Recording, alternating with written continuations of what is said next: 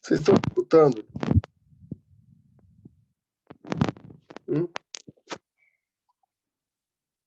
Estão me ouvindo? Não sei, o México foi problema na minha internet aqui. Eu tô do meu celular aqui e agora tá entrando.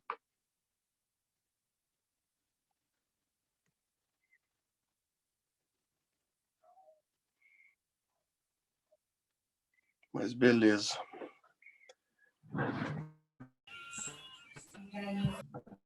Deixa eu vir aqui tentar reiniciar, ver se melhor. Tá.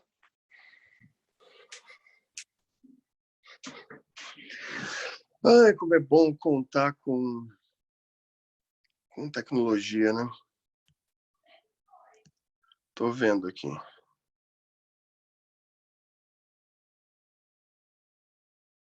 Parece que foi, vamos ver.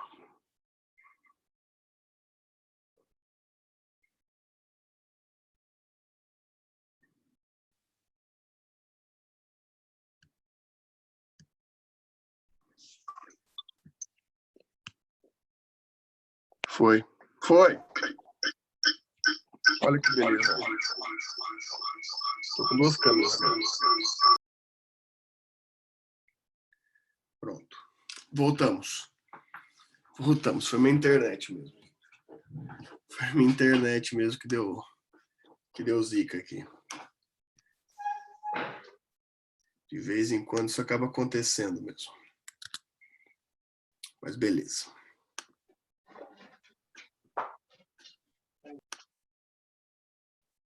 Então tá. Vamos continuar aqui então. Bom, pessoal, como a gente estava falando, então, a gente tem toda aquela questão do que a gente discutiu lá passado sobre a rejeição do pedido de gratuidade ou pedido da rejeição. Então, vamos dar continuidade a isso agora. Né? Bem, aqui a gente também tem questões muito mais simples do que essa, né? Questões mais bem delimitadas do que essa, principalmente, no sentido que, por exemplo, no inciso 6 a gente tem exibição pós-documento de coisa. Olha só que interessante isso daqui. Como o inciso 6 não fala nem em concessão ou também não fala de rejeição do pedido de exibição ou posse de documento ou coisa, pela ausência desse instrumento, dessa classificação, tanto a exibição, o deferimento do pedido de exibição quanto o indeferimento do pedido de exibição vão caber o agravo de instrumento. Isso aqui é interessante porque é aquilo que a gente falou no inciso anterior. A necessidade da literalidade da lei.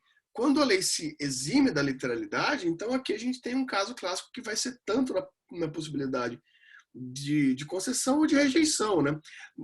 Já diferente do inciso 7º, né? O inciso 7º ele vai falar exclusão de litisconsorte. Então vejam que interessante. O juiz permitiu que fosse que integrasse ao processo um litisconsorte. Cabe agravo? Não. A permissão não cabe agravo. O que vai caber agravo aqui vai ser a exclusão, ou seja, a parte contrária pediu a exclusão de um dos litisconsortes e o juiz, por assim, entendeu excluir. desse caso, sim, cabe agravo de instrumento pela parte de quem? Pela parte do interessado, seja o litisconsorte ou aquele que tem interesse reflexo na possibilidade do litisconsorte aqui. Então, a lei não deixa também expressa para a gente qual que é o ponto de legitimidade aqui. A gente, não havendo expressamente a ideia de legitimidade, logo a gente vai ter a ideia do interessado, podendo ser tanto o litisconsorte quanto sendo o interessado reflexo à permanência do litisconsorte. Então, entrou o litisconsorte novo no processo. Eu posso recorrer? Você pode recorrer por meio de apelação de decisão interlocutória não agravável. Não pode imediatamente por meio de agravo de instrumento, né? No caso da exclusão, aí é cabível o agravo de instrumento, nesse caso, pela leitura aqui do inciso 7º, né? Já no 8º, né, aqui a gente tem rejeição do pedido de limitação do litisconsorte. Olha que específico, né? Então, veja, a gente tem a possibilidade do litisconsorte entrar e não vai poder fazer a possibilidade do litisconsorte entrar, não vai poder fazer recurso imediato. Mas a rejeição de limitação do litisconsórcio, a limitação da quantidade de litisconsortes, a limitação do interesse do litisconsórcio, isso sim cabe agravo de instrumento, né? Aqui a gente tem a possibilidade do agravo de instrumento ser cabível, né? No inciso 9º, né, a gente tem aqui admissão e inadmissão de intervenção de terceiros. Aqui você vê que a própria lei ela permite a ideia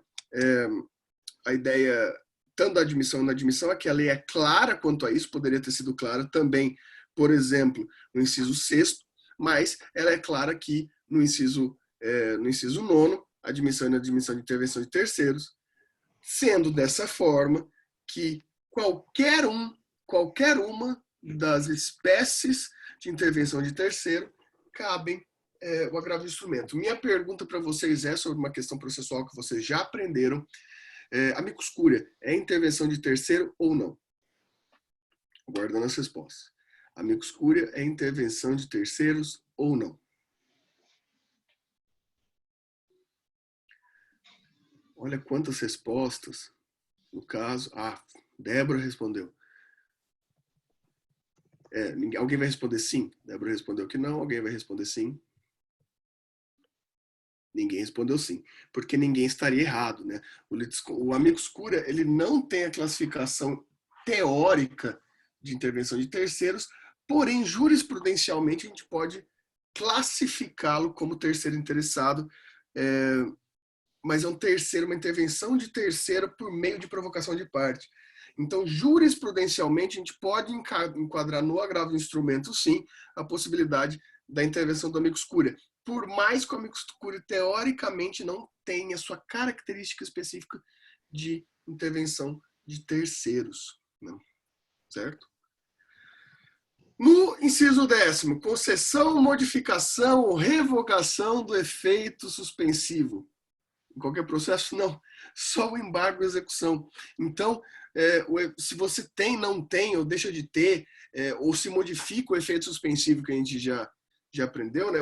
A suspensão dos efeitos executivos dos efeitos da sentença, a gente só pode embargar quando isso estiver relacionado a embargos à execução, né? Ou seja, a gente já está lá no processo de execução, que a gente vai ver só semestre que vem.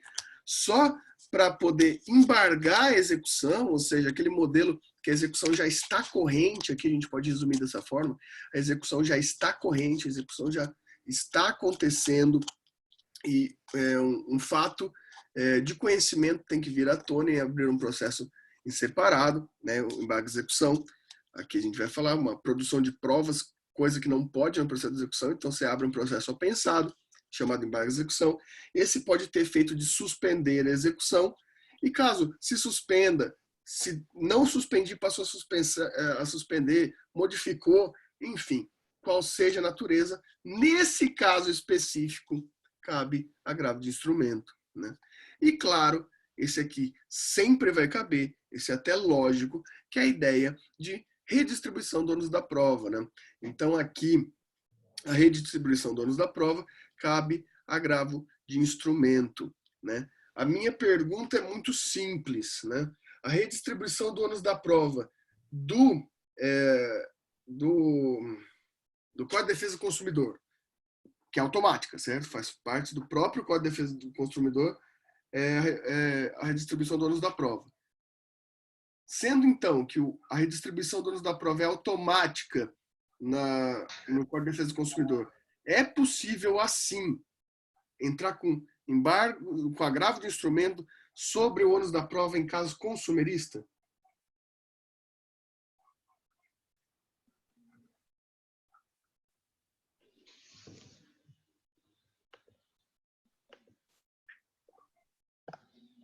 Tô esperando aí.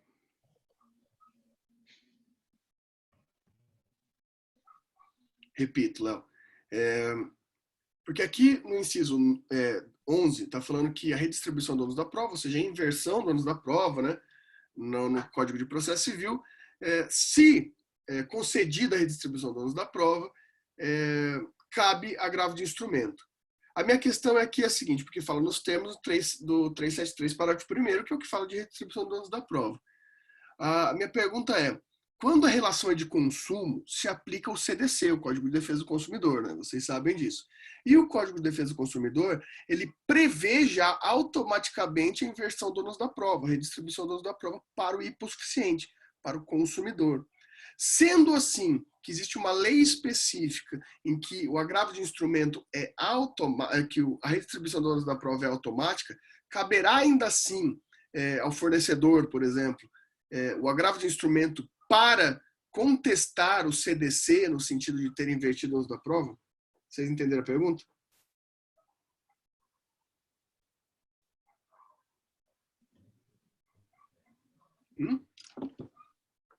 O que vocês acham? O que vocês acham? Cabe ou não cabe agravo de instrumento se a relação é de consumo? Se a relação é de consumo e o CDC ele prevê já a inversão do ônus da prova. A Thalita está falando que não cabe agravo de instrumento. Alguém discorda da Thalita? Ninguém discordou, perderam, porque a Thalita está equivocada quanto à sua interpretação, né? Cabe sim. Sabe por que cabe? Vou explicar para vocês por que cabe. Porque, se vocês se lembram bem das aulas de vocês de direito constitucional, sobre o artigo 5º, princípio da igualdade, quanto à igualdade material, lembram-se da estrutura da igualdade material, que dá origem à interpretação, por exemplo, da hipossuficiência e inversão do ônus da prova no CDC, né? O objetivo da igualdade material, o objetivo, por exemplo, do CDC com a inversão do ônus da prova automática ao consumidor, né?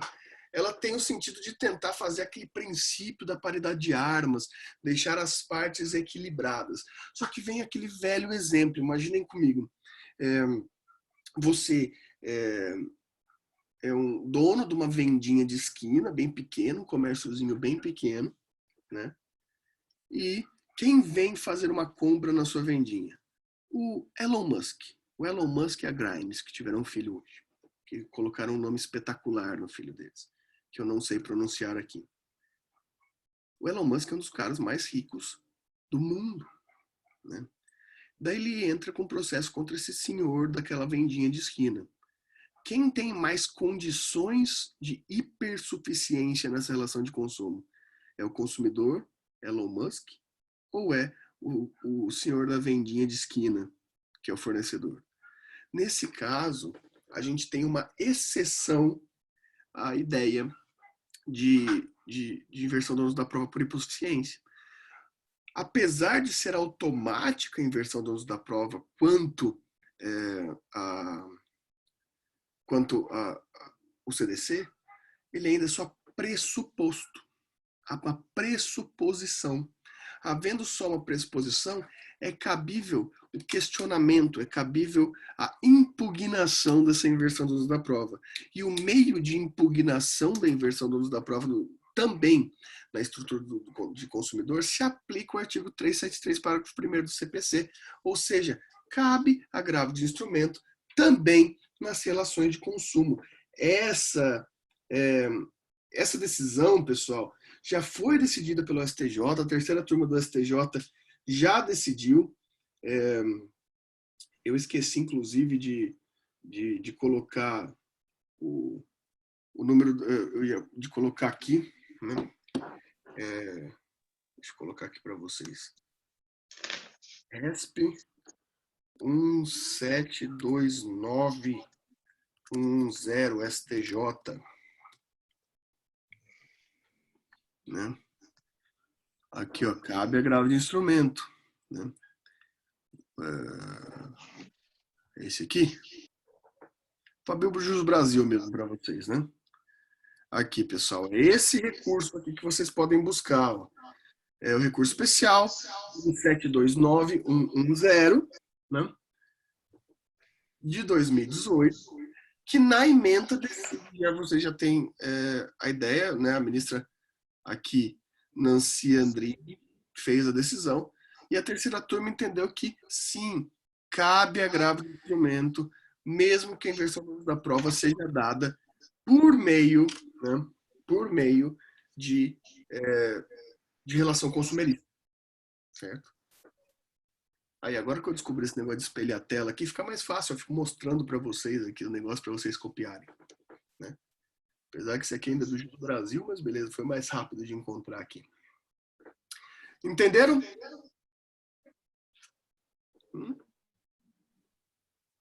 Então, beleza. Eu tô me ouvindo aí, alguém tá com o microfone ligado e tá dando reverb. Eu tô ouvindo eu falar, não é tão agradável. Eu sinto muito por vocês terem ficado me ouvindo esse tempo aqui, porque eu tô escutando meu eco aqui e vejo o quanto que é desagradável ficar me escutando, né? Então, por favor, ó, alguém mute aí, porque eu não quero ter esse desprazer e ficar me ouvindo. Bom, pessoal, e daí o inciso 12 foi vetado, né? O inciso 13 vem falar em outros casos expressamente. Você não entendeu, Thalita? Olha, veja só. Vou abrir de novo aqui a decisão do STJ. Você está falando quanto ao CDC, né? Quanto ao CDC, o CDC ele prevê legalmente a inversão automática do uso da prova, né? Para quê? Para que possa ter uma relação de igualdade quanto à hipossuficiência do consumidor, correto? Então você tem inversão do uso da prova automática.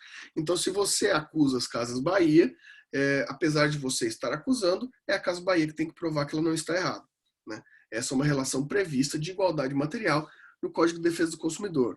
Apesar da própria lei, o próprio CDC prever a inversão do uso da prova automático, né? Ainda assim será aplicável o inciso aqui, né? Ainda assim será aplicável o inciso 11 do 1015, né? Porque o STJ, nessa decisão aqui, nessa RESP aqui, 172910, entendeu que se aplica ainda assim, pois o CDC inverte automaticamente o ônus da prova, mas se enquadra como uma decisão civil de inversão do ônus da prova, de redistribuição de ônus da prova. Porque a pressuposição de hipossuficiência, a pressuposição de que o consumidor é hipossuficiente quanto ao fornecedor, ela é pressuposta. Se ela é pressuposta, vocês lembram daquela expressão iuris tantum, né? Lembram da expressão? Vou digitar aqui, ó. Iuris tantum. Ou seja, a presunção é iuris tantum. Essa pressuposição é relativa. Você pode provar que mesmo sendo fornecedor, você está hipossuficiente em relação às possibilidades do consumidor. Então, qual é o modo que se entende? É o agravo de instrumento, se aplica, né, o inciso 11, né, a redistribuição do ônus da prova nos termos do 373, parágrafo 1º, ainda que seja em relação de consumo, ainda que seja sobre o Código de Defesa do Consumidor. Dá para entender assim? Me disse, Deus, se você conseguiu entender ou não. Ótimo. Beleza. E aqui outros casos expressamente referidos em lei, né, que a gente vai tratar. Indo para o parágrafo único, fala: também caberá agravo de instrumento contra decisões interlocutórias proferidas na liquidação de sentença ou no cumprimento de sentença, né, aqui no processo de execução e nos processos de inventário. Então aqui ele deixa claro funções específicas de decisões interlocutórias que sempre caberão agravo de instrumento, né, que é na liquidação, no cumprimento de sentença na execução e no inventário. Porém, como a gente falou ontem, pessoal, aqui eu até trouxe para vocês aqui, ó, essa RESP aqui, esse recurso especial 1679909 de 2017, né? Estão vendo aqui do STJ, é aquele que flexibilizou o entendimento da taxatividade do 1015, né? do agravo do instrumento. É esse recurso especial aqui que entende que em processo de incompetência cabe agravo de instrumento, apesar de não estar previsto nem no 1015 nenhuma lei específica. Foi essa decisão aqui. E essa decisão aqui, ó, ele fala que o recurso é cabível, a gente pode principalmente pegar aqui o ponto 5, ó, grifei aqui para vocês.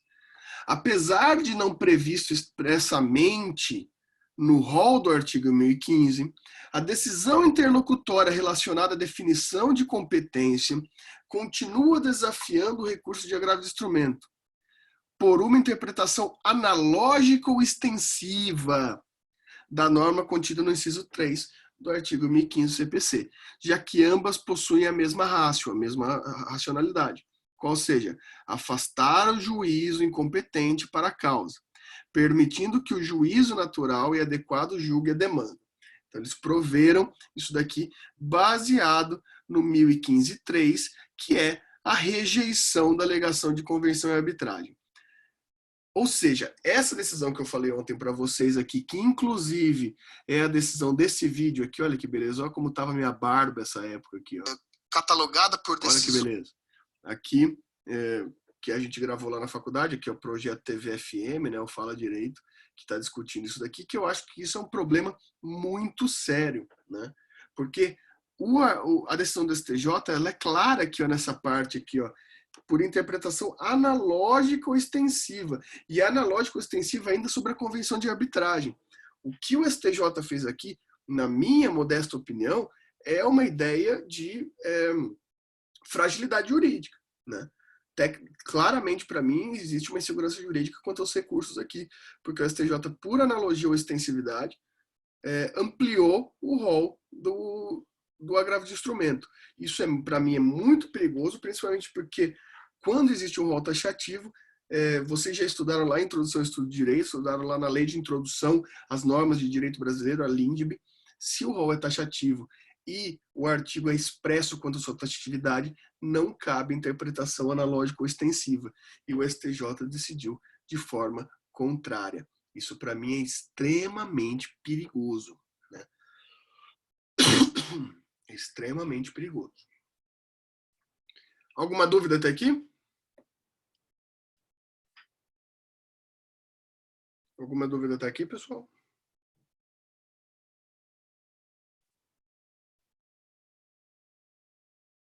Aguardando algumas dúvidas aí, se possível.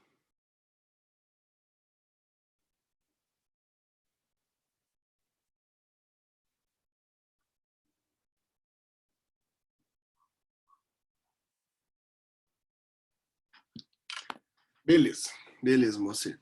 Então, até vou seguir a ordem aqui do artigo, que eu acho que vocês vão observando isso aqui, porque é possível aqui nesse contexto do agravo de instrumento, né? A gente precisa saber aqui como... Então, olha só que interessante, ó. O artigo 1016 aqui, ele já vai ser bem claro para a gente quanto ao procedimento do agravo de instrumento. É o tribunal competente por meio de petição.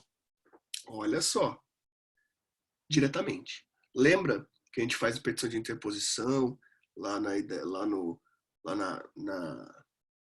apelação, porque o próprio juízo remete para o juízo de quem? Lembre-se disso? Pois é, aqui o artigo expresso que o agravo de instrumento é dirigido diretamente ao tribunal, né? Por quê? Porque ele é imediato, né? Ele é imediato. E claro, né? As razões são básicas aqui, né? O nome das partes, posição de fatos, razões do pedido e forma de validação do próprio pedido. E o nome e endereço, tá, aqui tem todas as razões. A grande diferença aqui é que ela é dirigida imediatamente ao tribunal. né? Então, ao próprio tribunal é remetida as razões, né? Que a gente não tem toda aquela ideia de interposição, de remessa, né? Tanto que, quando você vai interpor um agravo de instrumento, dependendo da região que você interpõe, você nem entra, por exemplo, pelo sistema de primeira instância, você já entra no sistema do tribunal diretamente, né? Você interpõe pelo próprio sistema do tribunal. Mesma coisa no Projude, você já interpõe diretamente em segunda instância o agravo de instrumento, né? Logo na segunda instância você já interpõe o agravo de instrumento, não precisa da interposição aqui. Não vai ter, logicamente, a possibilidade do juiz se retratar, então, porque isso daqui já vai direto para o tribunal competente. Só que isso daqui, o 1017, é bem importante para a gente, pessoal. É extremamente importante para a gente. Muita atenção ao 1017, porque o 1017 fala da instrumentalização. Lembra que eu falei para vocês que como o agravo de instrumento ele tem aquele condão imediato, interlocutório, o processo ainda não acabou, então o tribunal ele tem que saber o que está acontecendo no processo, então ele precisa de instrumentalização, ele precisa de peças obrigatórias, né? Ele precisa necessariamente dos instrumentos que expliquem para o desembargador o que está acontecendo nesse processo em andamento, né? Ele precisa saber o que o processo em andamento está apresentando. Então, o 1017 vai tratar dos instrumentos necessários para a instrução do agravo, né? Tanto que é o que eu falei na aula passada, por chamar agravo de instrumento, né? Essa instrumentalização é obrigatória, né? Vocês podem ver aqui, ó, que o artigo já vai colocar o seguinte, né? Obrigatoriamente, aqui, obrigatoriamente, com cópias da petição inicial. Por que da petição inicial? Óbvio, né? Porque lá vai estar o pedido originário, né? Ali vai contextualizar a ação. A contestação, a petição que ensejou a decisão agravada. Então, vamos supor aqui, ó, vamos pegar uma das hipóteses do 1015 aqui. Incidente de desconsideração de personalidade jurídica. Você fez uma petição, né, pedindo, dentro de um processo consumerista, vamos colocar isso, dentro de um processo de consumo, você pediu a desconsideração da personalidade jurídica para atingir os bens dos sócios, certo? E o juiz negou, e você está entrando com o agravo de instrumento dessa negativa. Então, o que você vai juntar ali? A sua petição inicial lá da relação de consumo, a contestação da empresa. Daí você vai colocar também a petição, o seu pedido de desconsideração da personalidade jurídica aqui, né? Da decisão agravada, da decisão que está sendo agravada, da própria decisão agravada. Você vai também juntar a decisão que negou. Então não é só o pedido ou só a decisão do juiz. É o pedido que você fez e a negativa do juiz, né? Você vai também, aqui é que eu estou descendo porque fica na minha cara, fica no meio da tela aqui. Aqui também a certidão de intimação, porque você tem que provar que você está no prazo de 15 dias, né? Outro documento que comprove a tempestividade, né? Então você vai ter que juntar, além da petição inicial, da contestação, da petição da decisão que você está gravando, da decisão do juiz que fez a sua negativa da decisão gravada.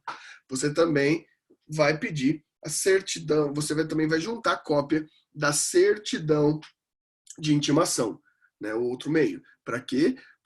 Porque da intimação são 15 dias para gravar. Então aqui você vai provar a sua tempestividade. Lembrando que se tiver feriado municipal, se tiver todas aquelas questões, você também deve fazer prova da tempestividade, com decreto municipal e etc, né? E claro, das procurações dos advogados, né? Do agravante e do agravado. Por que do agravante e do agravado? Porque o agravante é ele que está fazendo a petição, então a procuração é essencial. E do agravado para que eles possam ser intimados, né? Esse processo não acontece em primeira instância, e a primeira instância ainda não acabou, o processo está rolando. Então, o tribunal vai ter que intimar, por meio dos advogados, o agravo. Por meio dos advogados, o agravo. Está entendendo? Bom,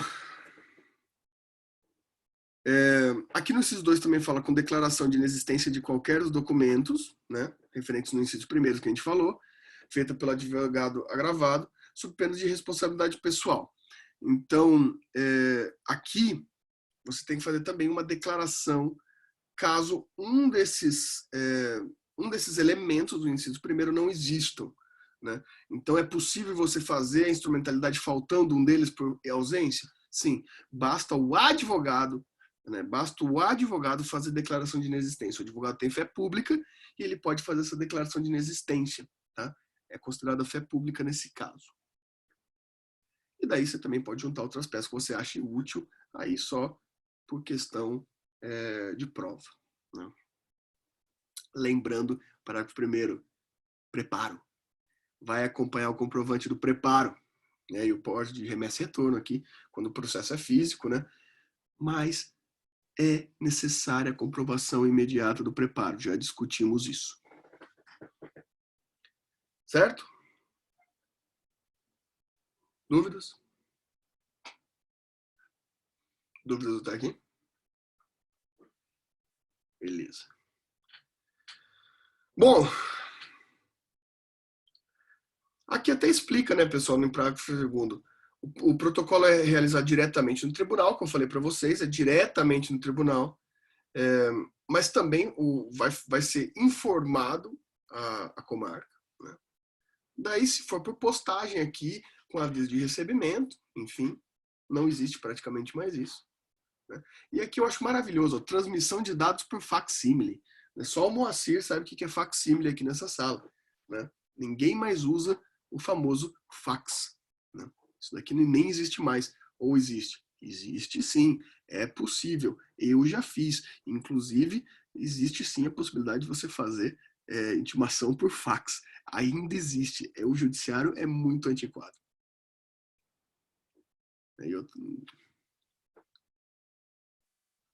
Bem, pessoal, e se eu esquecer de alguma peça? E se eu esquecer de alguma peça? Se eu esquecer de alguma peça, cabe, né, o presente no parágrafo único aqui do artigo 932, que é os 5 dias, né, que são os 5 dias para corrigir. Então, antes de o desembargador considerar inapta, né, considerar impossível de receber por falta de documentos, mas você não lembra, né, Vazir? Antes do desembargador rejeitar o agravo instrumento, ele precisa dar 5 dias para que você possa juntar os documentos faltantes, né? Então, tem essa necessidade.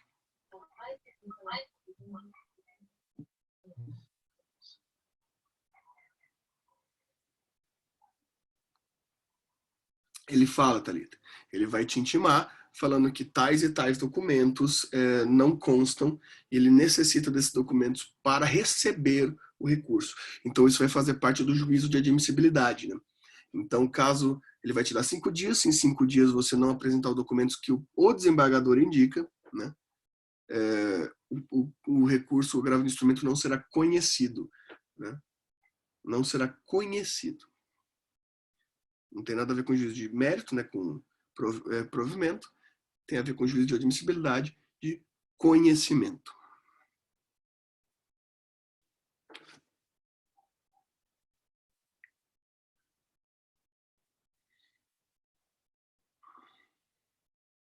Bem, pessoal, daí aqui a gente já pode passar para o 1019, né? Recebido o agravo, né, no tribunal, ele vai ser distribuído para uma das turmas, como a gente já explicou lá quando a gente ainda estava no presencial, né? Vai ser distribuído para uma das turmas, para um colegiado, né? E o relator tem 5 dias aqui, né? O relator aqui ele vai ter 5 dias e ele pode, em caso de pedido feito, dar efeito suspensivo, né? Ou dar uma tutela, se for necessário. Então, cabe o pedido, isso você já sabe, cabe o pedido de efeito suspensivo, né? Que ele vai decidir. Ele vai intimar o agravado vai ter 15 dias para contrarrazoar, para fazer sua defesa, né? E assim será marcada a sessão de julgamento. Cabe sustentação oral? Cabe sustentação oral, né? Cabe sustentação oral também na sessão de julgamento do agravo de instrumento.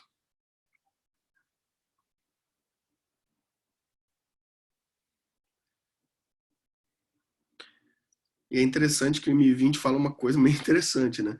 Que o relator solicitará dia para julgamento em prazo não superior a 1 mês da intimação do agravado. Isso nem sempre é real, pessoal. Isso nem sempre é real. Apesar de ser. Como assim apesar de ser e não é?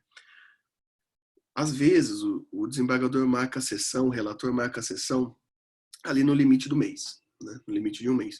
Só que é dentro de uma sessão lotada, que nunca vai chegar no fim. Ou seja, se não chega no fim, o seu processo vai sendo empurrado para os outros dias. Então é só colocar dentro de um dia lotado que nunca vai chegar no fim, que o processo daquele dia vai ser jogado para frente. Normalmente é isso que acontece.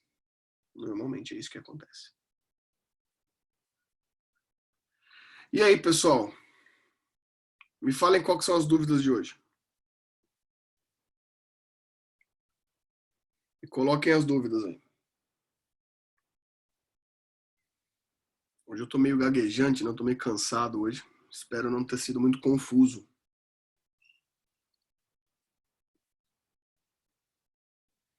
Me digam as dúvidas aí.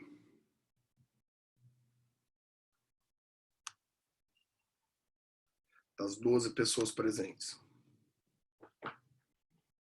Porque a matéria disso é hoje.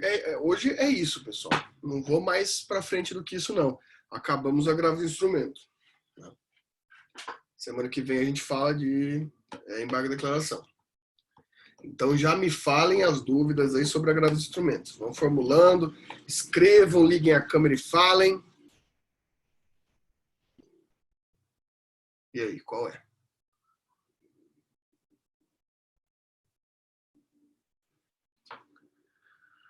O segundo bimestre, né, moça? O segundo bimestre começa em apelação. Né? Começa em apelação. Juliana manda no grupo depois. A Paloma vai rever a aula, travou bastante aí. Então, rever pelo YouTube, fica melhor. Eu caí aquela hora aqui que a internet caiu. Do segundo bimestre, você começa na apelação, né, que a gente viu semana passada. Né? Vamos colocar aqui. Segundo bimestre são todas as videoaulas que estão no YouTube pelo Zoom. Né? Vai ser o segundo bimestre.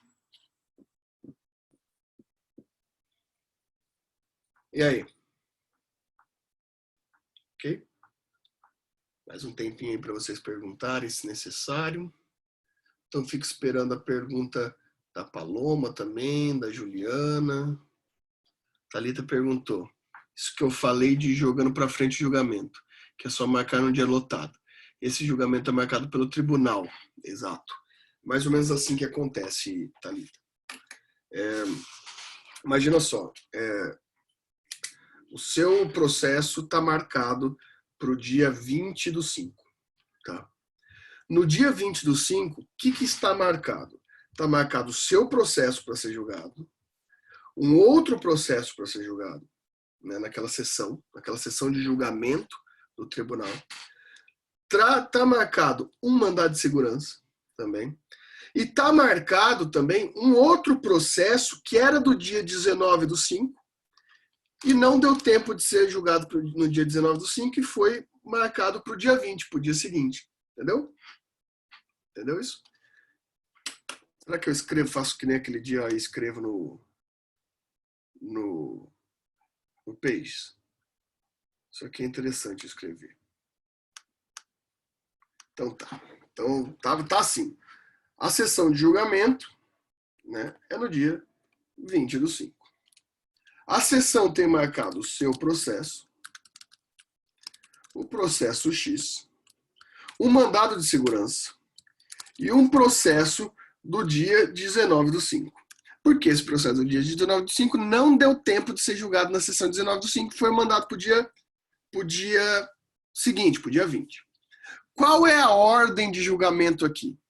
O seu processo tem urgência? Não. Processo X tem urgência? Não. O mandado de segurança tem urgência? Tem. O processo do dia 19/5 tem urgência? Tem, porque ele já era para ter sido julgado. Qual é a ordem? Sempre primeiro o remédio constitucional. Então, primeiro vai ser julgado o remédio constitucional, aqui o mandado de segurança. Depois vai ser julgado o processo do dia anterior. Depois, pela sessão. Então, primeiro era o seu, né? E depois era o processo X, que aqui é a ordem da sessão. Julgou o mandado de segurança e julgou o processo do dia 19/5. Já é 7 da noite. Não deu para julgar esses dois aqui. Então, o seu processo e o processo X vão ser jogados para o dia 21/5. Só que no dia do 21/5, tem 3 mandados de segurança e um habeas corpus. O seu dele também vai ser o último.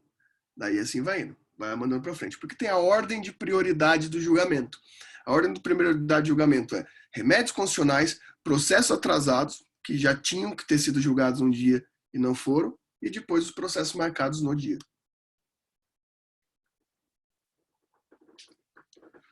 Beleza? Mais alguma questão?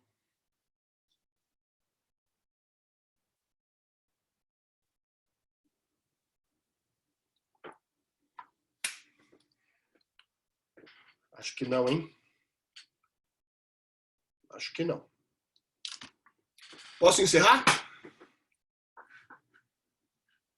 Posso encerrar? Pessoal, muito obrigado pela colaboração hoje de vocês. A gente teve a aula mais cedo. Muito obrigado mais uma vez. Eu precisava do horário das 9. Agradeço muito vocês pela compreensão. Daqui a pouco tá no YouTube esse vídeo aqui. E daí eu estou à disposição para vocês poderem fazer as perguntas, ok? Então, pessoal, muito obrigado. Até semana que vem. Um bom final de semana e tudo de bom para vocês.